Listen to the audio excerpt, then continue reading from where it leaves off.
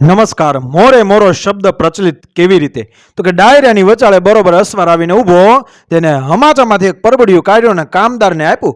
કામદારે રૂકો ફોડ્યા પરબડિયો વાંચવાનું શરૂ કર્યું. જેમ જેમ વાંચતો જાય એમ કામદારના મોઢે શીત વળતો જાય છે. થોડીક ધ્રુજારી પણ ખરી. ભાણ ખાચર કામદારને જોઈ રહ્યા. અરે જગા કામદાર, આમ લોચા કા મારો? કઈ સનના સમાચાર નથી ને? આમ થરકોમાં જે હોય તે છૂટથી વાંચો. કામદાર કહે, બાપુ આ મરાઠાનો કાસ જ છે. હા, તે શું સંદેશો લઈને આવ્યો છે? બાબુ મરાઠાનો લખી જણાવે છે કે ચોથ તૈયાર રાખજો, નકર ભડલીને ભૂગી નાખશું.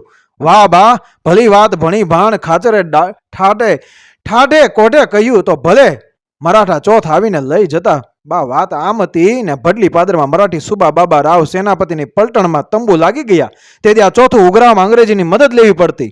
હજી ઠકરાતુના સીમાડા નહોતા બંધાણા એટલે ઝઘડાની પતાવટ અંગ્રેજ અધિકારીઓ મારફત થતી અને મરાઠાની પલટણ માટે અંગ્રેજની પલટણ પણ રહેતી.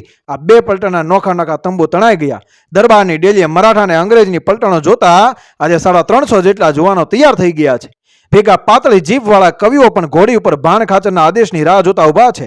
ડેલીમાંથી બહાર આવી ભાણ ખાચર એટલું બોલ્યા, બાપ તમને જોઈ મને પણ મારું લોહી કહે છે. ભડકા સામે ભડકો ભલે થતો, ભલે ભડલી અને મરાઠાના ઘોડા મોરે મોરા ભીડાતા. આ મોરે મોરો શબ્દ બસ ત્યારથી પ્રચલિત છે મિત્રો. જય માતાજી.